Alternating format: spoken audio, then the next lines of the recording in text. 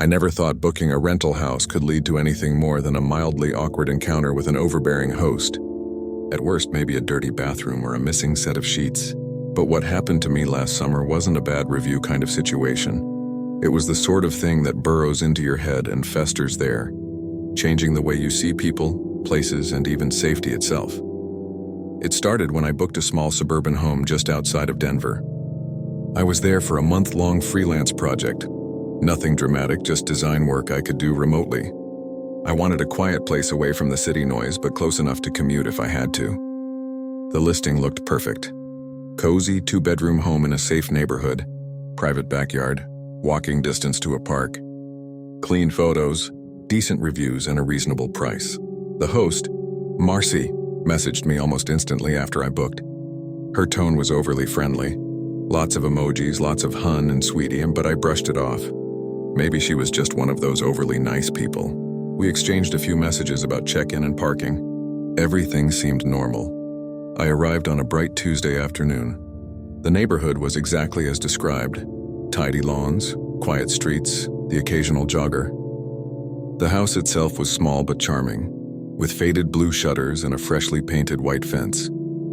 I grabbed the keys from the lockbox and stepped inside. It smelled faintly of lavender and cleaning spray. The living room had a mismatched but cozy feel. 2 couches, a small coffee table, some framed prints of mountain landscapes. The kitchen was spotless, stocked with basics like salt, pepper, and instant coffee. Upstairs were 2 bedrooms, one larger master and a smaller guest room.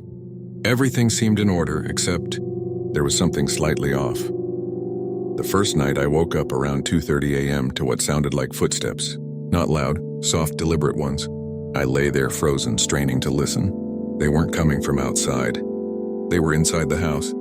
And they weren't near my door. They sounded like they were above me. There was no attic. At least I hadn't seen one. I eventually convinced myself I was imagining it. Old houses creak after all. I went back to sleep. The second night, the footsteps came again. This time I was sure. Slow pacing footsteps above my ceiling. And then, a single sharp thud. I spent the next morning inspecting every inch of the house.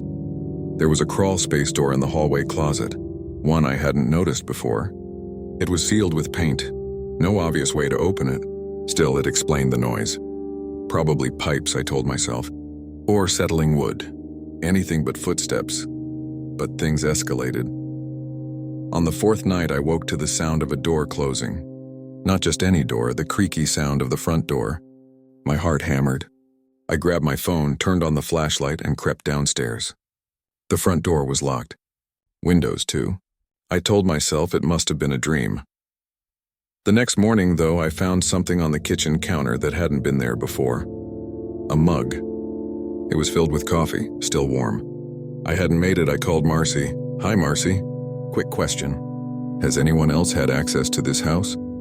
There was a pause. No, sweetie, just you. Everything okay? Yeah, everything's fine, I lied. I wanted to believe her, but that afternoon I noticed something else. The guest room door was slightly open. I'd never gone inside since I arrived. My stomach dropped. Inside, the bed was unmade.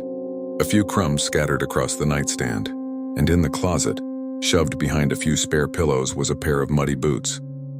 I packed my things. I was ready to leave that night, project or not. But curiosity or stupidity got the better of me. I decided to install a motion-activated camera app on my phone and leave it propped up on a shelf facing the hallway. If something was happening, I wanted proof. That night, I lay in bed, fully dressed, heart racing. Hours passed in silence. Then around 3:14 a.m., the footsteps returned. They were louder now, closer. And then, creak. My bedroom door handle turned. I bolted upright, fumbling for my phone's flashlight. The handle stopped. Silence. Minutes dragged by. Then, the sound of slow retreating footsteps. At sunrise, I checked the footage. At first, nothing. Then, movement. The hallway light flickered as a figure stepped into view. A man, mid-40s maybe, thin, wearing a tattered hoodie. He walked barefoot, quiet as a ghost, straight into the guest room. 10 minutes later, he crept back into the hallway and paused outside my door. His hand reached out, hovered on the handle. Then he pulled back and vanished. I don't remember packing. I don't remember locking the door. I just remember driving fast and not stopping until I was halfway across town. I sent the video to Marcy. She didn't respond. I reported the listing. The platform took it down within 24 hours and refunded my stay, but I never heard back from the police. They couldn't locate Marcy or the property owner. The house, when I drove by a week later, was empty. Curtains drawn. For sale sign out front. 3 weeks later, a detective called me. He asked if I'd be willing to identify someone from a photo lineup. I said yes, I didn't need to look twice. The man in the hoodie, the one from my hallway, was there. His name was Dennis Boyd. He'd been living in that house illegally for over a year, slipping in and out through a sealed crawl space no one knew existed.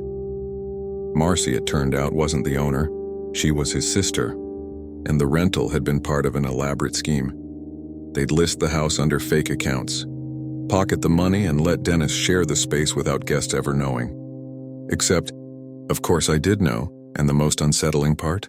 The detective told me Boyd was arrested, but released 2 days later pending trial.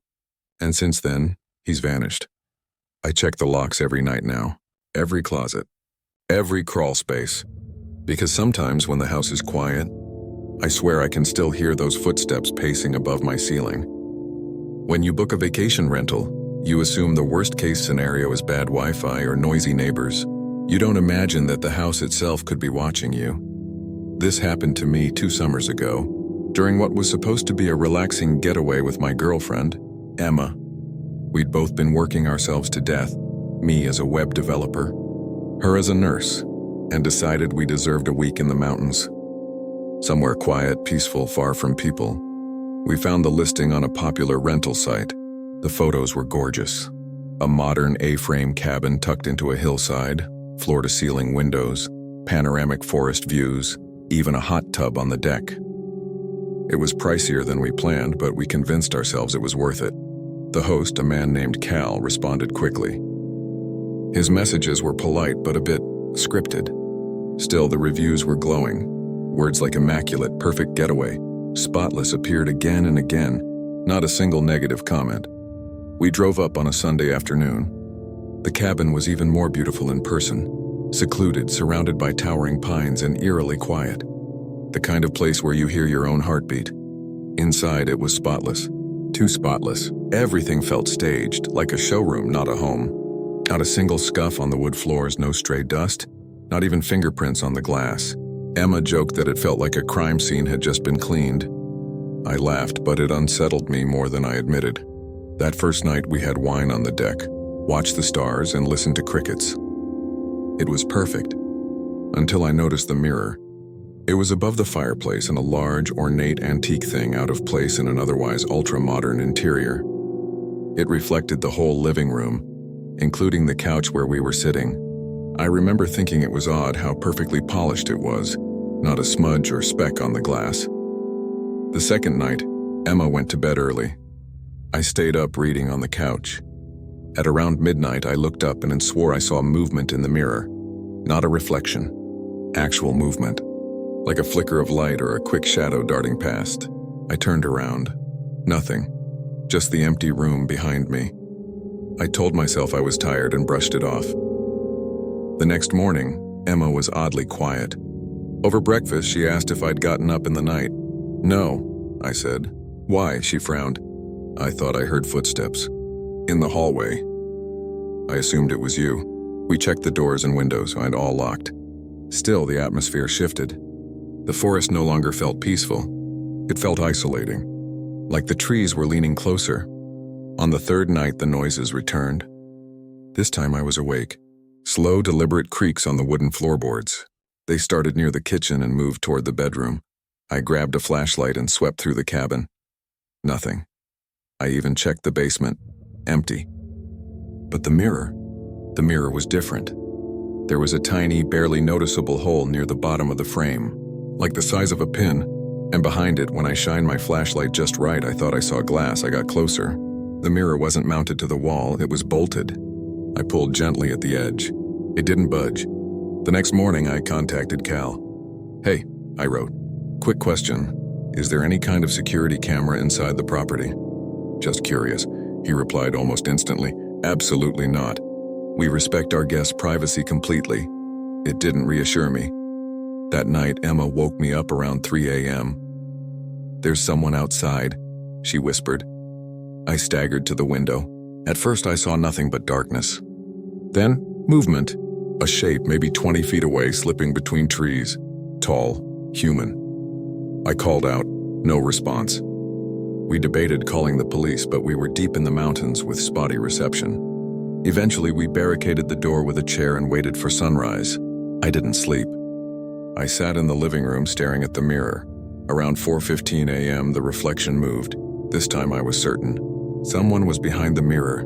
I crept closer and pressed my ear against the frame. My blood ran cold. On the other side, faint but unmistakable, breathing. I didn't tell Emma. I didn't want to panic her. But I knew one thing: we were leaving at first light, except curiosity got the better of me. Before we left, I decided to look behind the mirror. It took nearly an hour to unscrew the bolts. Emma begged me to stop, but I had to know. When the frame finally loosened, I pulled it free and then stumbled backward. Behind the mirror was another room. A narrow crawl space, maybe 3 feet wide, running the length of the wall. And inside, a chair, a small table, empty food containers, and a camera still pointed at the hole in the wall. Someone had been watching us. All week, we packed in minutes. As we drove away, I called the police. They met us at a gas station an hour down the highway and took our statements. They promised to investigate. A week later, an officer called with an update. The crawl space was empty. Whoever had been there was gone. Cal, the host, was a fake name. The rental had been listed under a stolen identity. And the last 3 guests had also reported strange noises. No arrests were ever made. But the officer did say something that still haunts me. There were fingerprints on the camera. They match a suspect in another case. A man who's been installing hidden rooms in short-term rentals all over the country. He paused. He hasn't been caught yet. Now, whenever I see a mirror, I check for holes. Whenever I stay somewhere new, I knock on every wall. Because sometimes the house isn't empty. Sometimes someone's been living inside it, watching you while you sleep. I should have walked away when I saw the first warning sign, but I didn't. And now, months later, I'm still trying to make sense of it. It started in early autumn. I had booked a week-long stay at a small Airbnb in a coastal town in Oregon. The photos showed a quaint beach house, whitewashed siding, large windows overlooking the ocean. Perfect for writing. I'd been struggling with my latest novel and needed isolation. The host, Linda, was quick to respond, polite and professional. Check-in was simple. Keypad entry, no need to meet in person. I liked that. The first night was normal. I unpacked, made pasta, and drank a glass of wine while listening to the waves. The house creaked occasionally, but I was used to older buildings. The second night, I woke to a soft knock on the door. At first, I thought I was dreaming. Another knock, louder this time. I peeked through the peephole. Nothing. I called Linda. "There's no one there," she said. "The neighbor might have been walking by." "You're fine." I nodded, though unease settled in my chest. The third night, I woke to the sound of someone moving inside the house. Bare footsteps. I froze. The bedroom door was closed. The windows were locked. I grabbed a baseball bat I kept in the corner, tiptoed to the living room. Nothing. The kitchen light flickered. I thought I saw a shadow cross the hallway. By the fourth day, the oddities were piling up. Small things at first. Cups slightly out of place. Towels folded differently than I had left them. The refrigerator opened when I was sure I'd shut it. Then bigger things. A chair pulled out from the desk. My laptop moved, not enough for it to be coincidence. I contacted Linda. She insisted no one else had access. She mentioned the cleaning crew comes once a week, but this was a daily issue, sometimes multiple times a day. I installed a small security camera in the living room. Nothing obvious, just something to capture activity. I left for an hour to explore the nearby beach. When I returned, the camera had been moved, pointing at the wall. My heart was racing. That night, I woke at 2:37 a.m. to the sound of someone entering the house. The door didn't creak like it had when I opened it.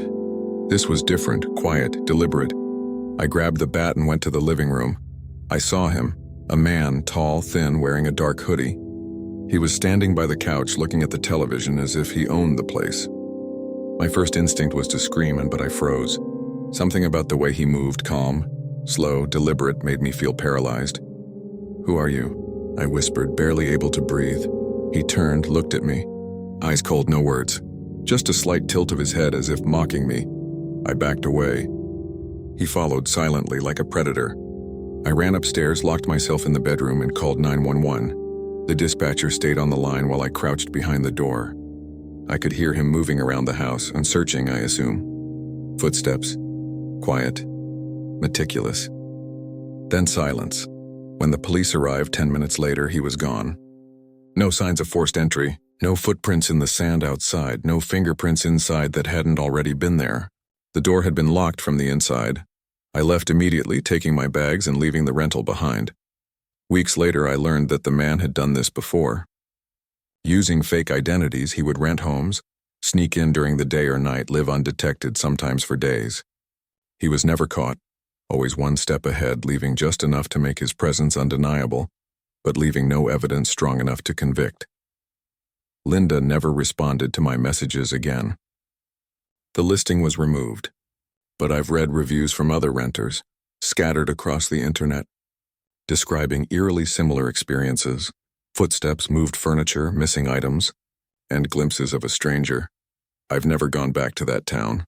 Every rental I book now, I triple-check for hidden access points, crawl spaces, or unsecured windows. I can't shake the feeling that he's still out there, moving from rental to rental, watching, waiting. The terrifying thing is, it's not supernatural. It's real. And he's human. I sometimes wake up in the middle of the night and check the doors. My hands shake. I see shadows out of the corner of my eye. And I remember that man standing silently in my living room, smiling just enough to make me understand. He was never supposed to be caught. Somewhere, right now, he's doing it again.